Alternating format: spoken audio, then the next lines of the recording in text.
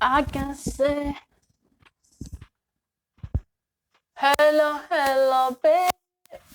Natsiny fa tsy izay moa zany resakantsika androany fa nazava aminareo zako mahakasika le hoe rehefa eto ambony dia mba mila mipelipelika indrindra kalapiso kely molamola. Mandritra lelo moa zany kalapiso kely dia tsy maintsy mba hoe molamola foana indrindra rehefa miaraka amin'ny ramose satria indrindra ohatra ka tsy molamola eo dia lasa tsy ao le. Nisy vidéo nazavaiko tany le ozy hoe raha ohatra hoa ka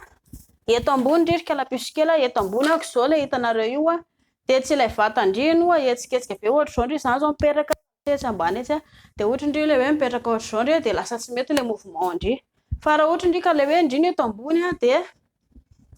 etsiketsika manao ohatra zao indrindra manao ohatra zao zay kely mahatsara le ilay vodindrino etsika rehefa eo ambony eo indrindra fa tsy hoe ilay vatandrindra raha ohatra indrindra zao le hoe eto ambony le lazaiko teo dia tsy hoe hanao inona moa zany le pôzy indrindra.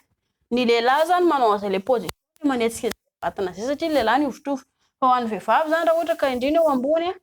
dia mila zany indrindra manao ilay mouvement ohatran'izao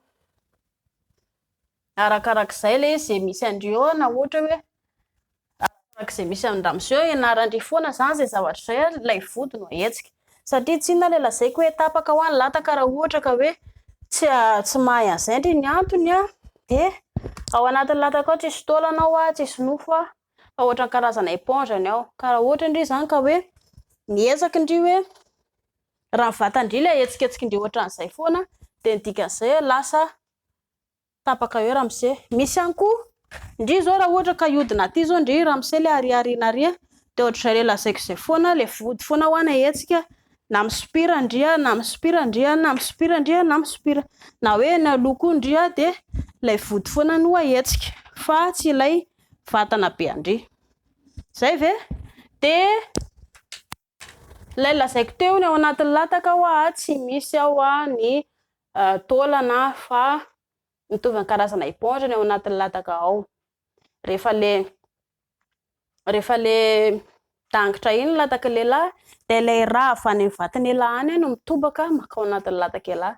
dia misy ohatra karazana clodoka be ohatra ny paozina éponge ireny mihitsy no mitobaka aingana mandeha makao anatin'ny lataka lehilahy rehefa tsisy ny fientanana rehefa tsisy ny lely dia miverina normal any amin'izay toerana misy anazy ny rà dia mifitsaka ihany koa ny lataka lehilahy avy eo fa izay le tsara ho an'ny vehivavy mila fantatry indrindra zay hoe rehefa indrindra zany eo ambony dia aza maheritseritra indrindra tsy ny vatana no ahetsiketsika vody no ahetsiketsika rehefa eo ambony dia zay mazotoa.